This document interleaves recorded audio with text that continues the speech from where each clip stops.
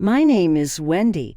My mother, Mary, was a silent shadow in the house, her voice barely a whisper against my father, George's booming commands. I remember the day my youngest brother, Tom, was born. The usually grim and silent house buzzed with a different energy. My father's stern face cracked into a rare smile, a sight so unfamiliar it almost scared me. Finally, another boy, George, boomed, his voice echoing through the walls, a real man to carry on the family name. I was 10, standing in the corner clutching my ragged doll, feeling smaller than usual. Mother, with her usual downcast eyes, turned to me briefly, her look fleeting but full of an unspoken apology. As the years rolled on, the gap between me and my family grew wider. I was like a ghost in my own home, seen but never acknowledged unless it was to criticize or command. "Wendy, make yourself useful and help your mother," George would say, not even bothering to look at me. His world was black and white, a world where women had their place, and that place certainly wasn't alongside men. Then, like a breath of fresh air in a suffocating room, my Aunt Laura visited. She was my mother's younger sister, but lived in a world apart. She and her husband, Uncle John, couldn't have children, and she saw something in me that perhaps even I didn't see at the time. "Mary, George, I want to talk about Wendy," she said one evening, her voice firm, her eyes locking with each of theirs in turn. "What about her?" My father grunted, his disinterest palpable. "She's not a child anymore. She needs more than what she's getting here. She needs education, freedom, a chance to be more," Laura said, her voice unwavering. "And what do you propose?" my father asked, his tone dismissive, his eyes already drifting to the television. "I want to take her with me. John and I can provide for her, give her the opportunity she deserves." There was a pause, the kind that's heavy and thick, filled with unspoken words and buried resentments. "And why would we just hand over our daughter to you?" my father finally said, his words sharp like a knife. "Because, George, you and I both know you don't care about her. You care about your sons, your precious legacy. Wendy is just another mouth to feed, another pair of hands to work around the house. With me, she'll be more. So what do you say?" The room went silent. My mother's eyes were on the floor, her hands wringing her apron. My father's face was unreadable, a mask of indifference. "Do what you want," he said finally, turning back to the TV, dismissing us, dismissing my entire existence with a flick of his wrist. And just like that, I was given a new life, a chance to escape the invisible chains. Aunt Laura's house was different. There, words were spoken with kindness, and dreams weren't just laughed at, but nurtured. Uncle John treated me not as a burden, but as a promise of what could be. College was like stepping into another universe. I was eternally grateful to my aunt and uncle for giving me the opportunity to study and explore the world. I met Michael in an economics class. He was debating with the professor, his confidence filling the room. I remember thinking, "Who is this guy?" He noticed me too, but not for the reasons I would have liked. "Hey, you! Why do you look so serious? This is college? Lighten up," he teased, flashing a grin that most girls in class swooned over. I wasn't most girls. "Maybe because I'm here to learn, not to fool around," I shot back, my eyes meeting his, challenging him. He looked surprised, then intrigued. "I'm Michael," he said, extending his hand. "Wendy," I replied, shaking his hand firmly. That was the beginning. We were like two planets in orbit, drawn together by a force we couldn't resist. We studied together, debated fiercely, and laughed loudly. His family, who lived in another city, welcomed me with open arms. His mother, Linda, was warm and caring, a stark contrast to my own mother's subdued presence. "Wendy, dear, you're like the daughter I never had," Linda exclaimed one day as we were baking in her cozy kitchen. I felt a lump in my throat. "Thank you, Linda. You and Michael have made me feel so welcome."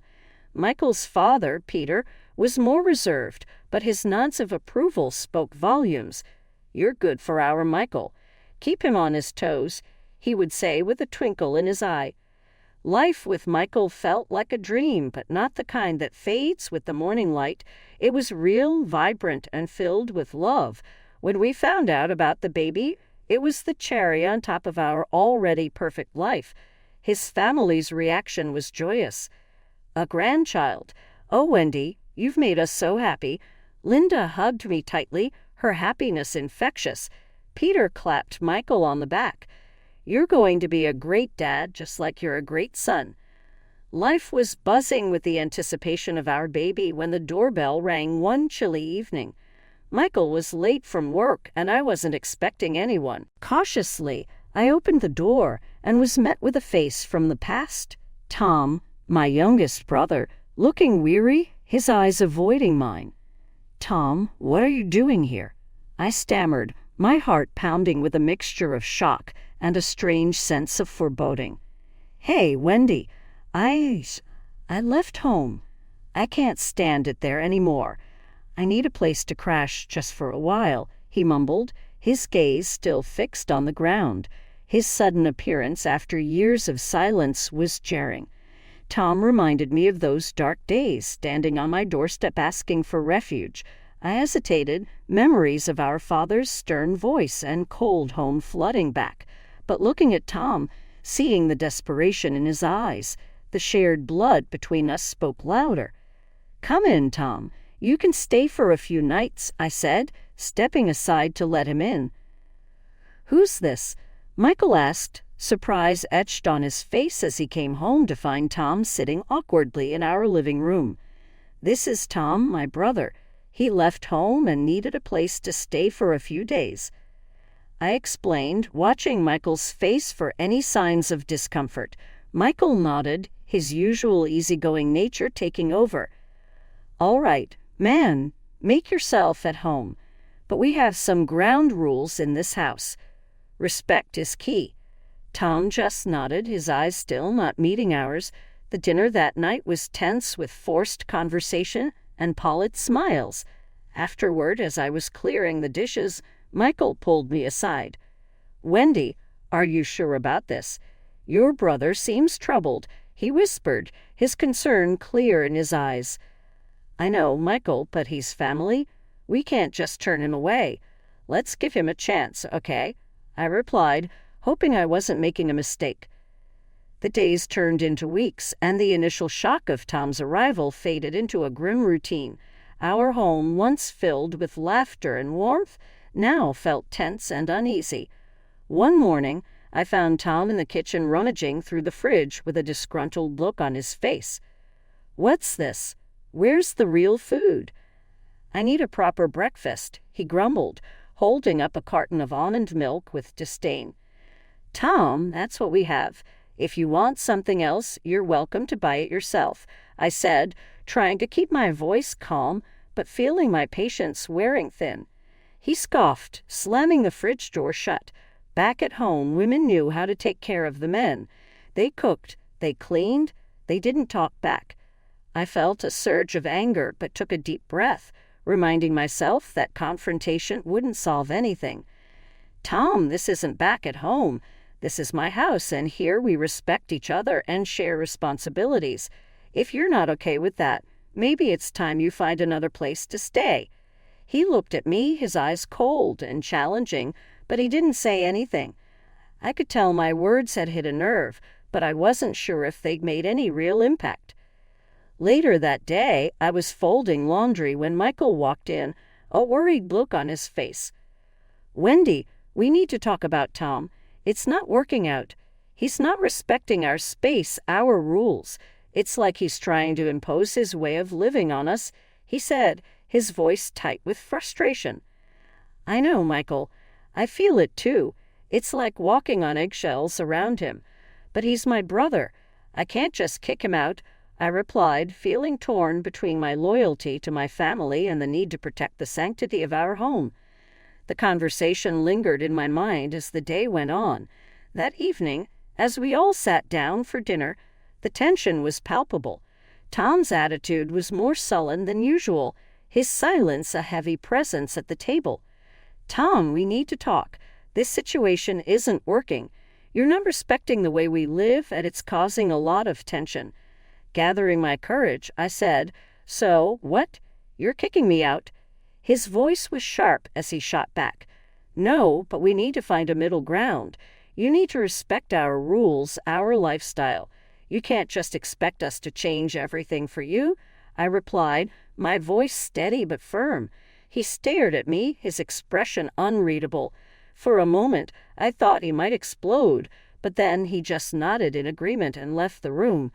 The days following our confrontation with Tom were strained.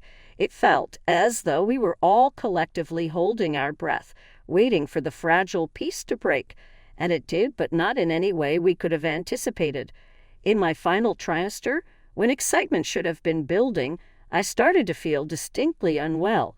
Initially, it was just an unsettling sensation of dizziness and persistent tiredness, but it rapidly escalated into something more alarming. One morning, the world seemed to spin dangerously, leaving me gripping the bedsheets in desperation. "Michael, something's wrong," I gasped, trying to steady my swirling vision. Immediately, Michael was at my side, his expression etched with deep concern. "What is it, Wendy? Tell me what's happening. I feel, it's hard to explain. Really dizzy, weak. I think we need to get to the hospital." I managed between labored breaths. Speaking left me exhausted. Without hesitation, Michael supported me to the car, his face a mixture of worry and resolve. The journey to the hospital passed in a haze, my mind a whirlpool of concern for the baby and myself. Upon arrival, the medical team sprang into action, their expressions serious, their movements deliberate. "We need to admit you, monitor both you and the baby closely. It's a precarious situation," one of the doctors said, her tone calm yet authoritative. Simply nodded, the gravity of the situation rendering me speechless. My gaze met Michael's, seeing in his eyes a storm of fear and determination. "Wendy, I'm right here with you. We'll face this together," he assured me, his voice a solid anchor in the tunnel of my fears. As days in the hospital turned into weeks, the strain on Michael became increasingly evident. Each visit, I could see the fatigue etching deeper lines on his face, the brightness in his eyes dimming under the weight of his responsibilities. One evening, he arrived looking particularly worn, his usual buoyancy replaced by a heavy tiredness. "Michael, you're running on empty. Is everything okay?" I asked, momentarily setting aside my own worries in the face of his evident exhaustion. He exhaled deeply, the action seeming to drain what little energy he had left. "It's a lot to juggle.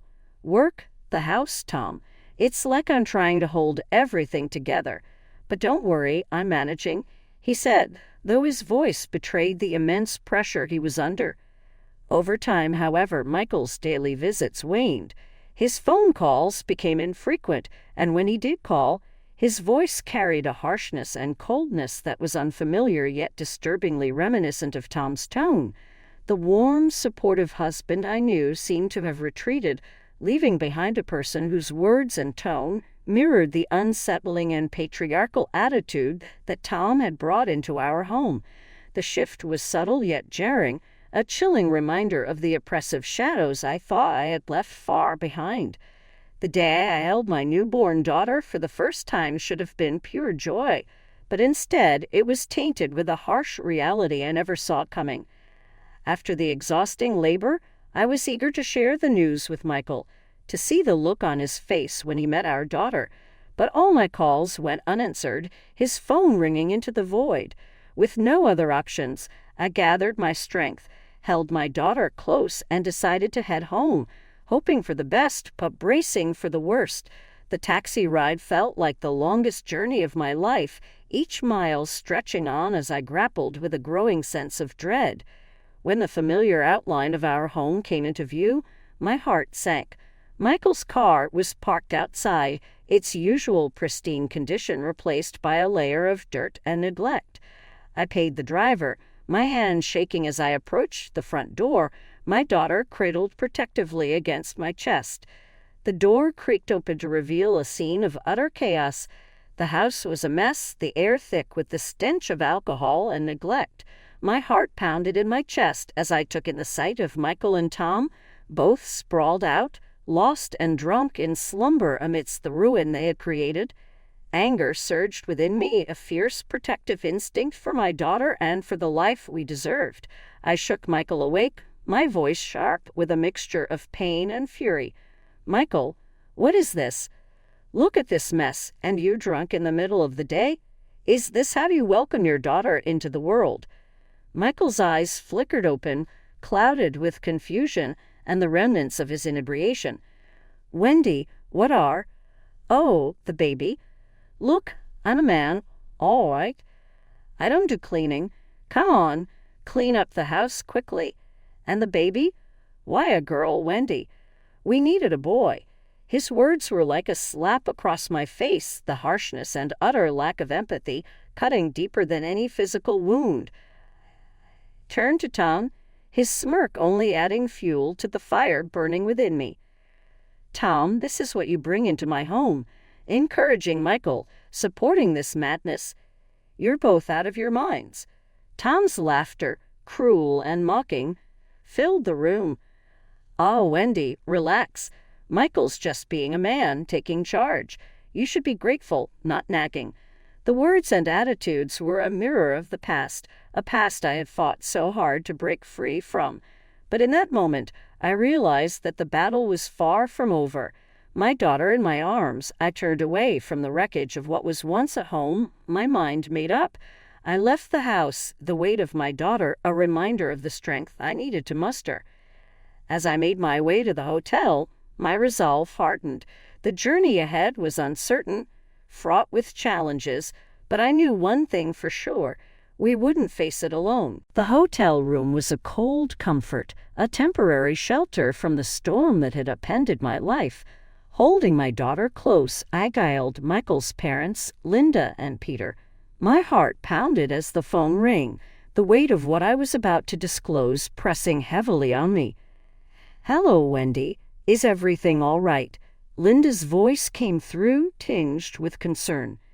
"Linda, I don't even know where to start.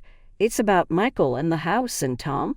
I stammered, the words catching in my throat.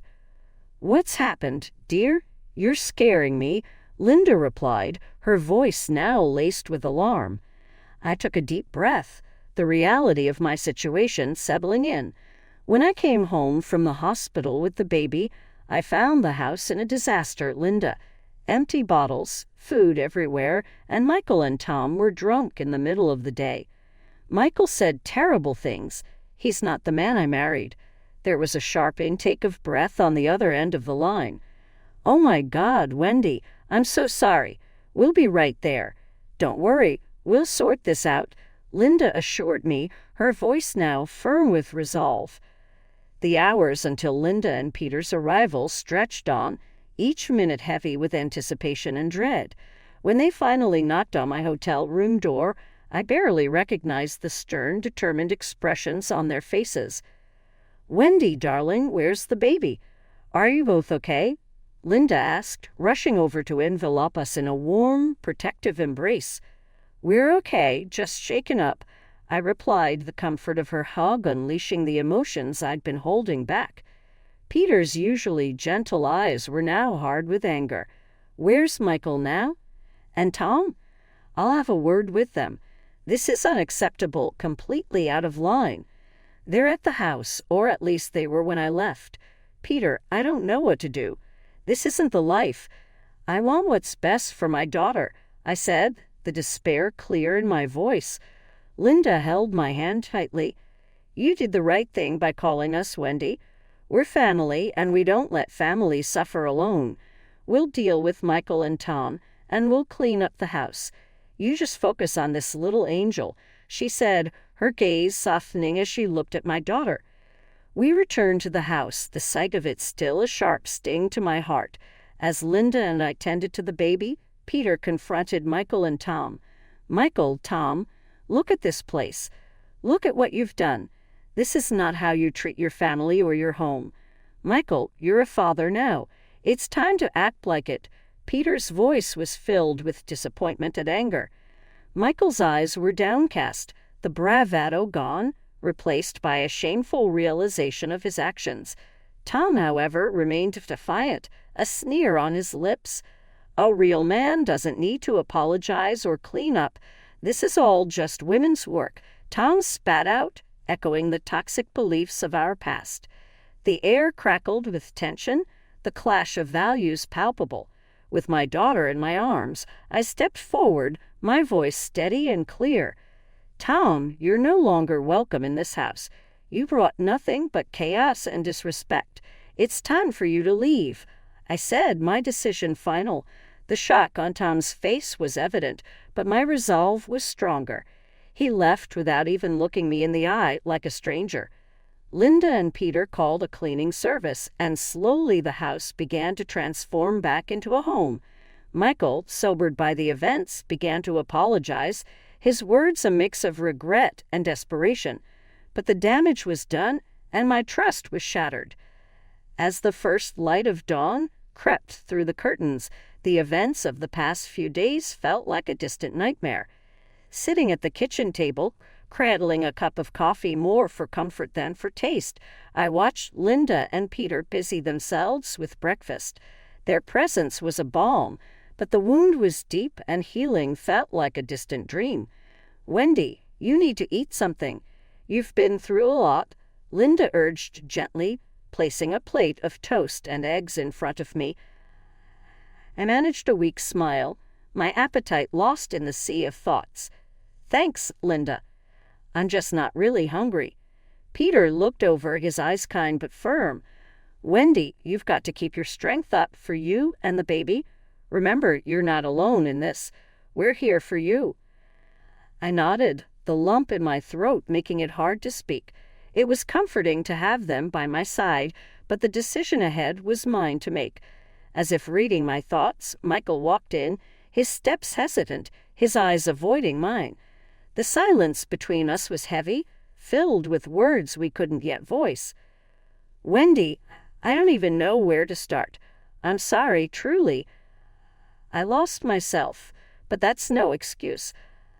I understand if you can't forgive me," he said, his voice barely above a whisper. His apology, sincere as it might have been, didn't erase the images haunting my thoughts, the disarray, the neglect, the harsh words. It was a betrayal, not just of our vows, but of the trust and respect that had once been the foundation of our relationship. "Michael, I appreciate your apology, but this isn't just about forgiveness. It's about trust, respect, and safety for me and our daughter. I need time, space to think, to understand if there's a way forward from here," I replied, my voice steady despite the turmoil inside. Michael nodded, the pain in his eyes reflecting the gravity of the situation. "I understand. Take all the time you need. I'll do whatever it takes to make this right, even if that means stepping back." As he left the room, the finality of the moment set in. The future was a blank canvas, and the path I chose now would define the life my daughter and I would lead. Linda reached out her hand, warm and reassuring on mine. "Wendy, whatever you decide, we're with you. You're stronger than you know, and this is just the beginning of a new chapter, a new dawn for you and your little one." Her words were a gentle reminder of the strength that had carried me through the darkest times, the strength that would now light the way for the journey ahead. With my daughter cradled in my arms, her innocent eyes gazing up at me, I knew that the road ahead was mine to pave. It would be a journey of healing, rediscovery, and new beginnings. Top of form,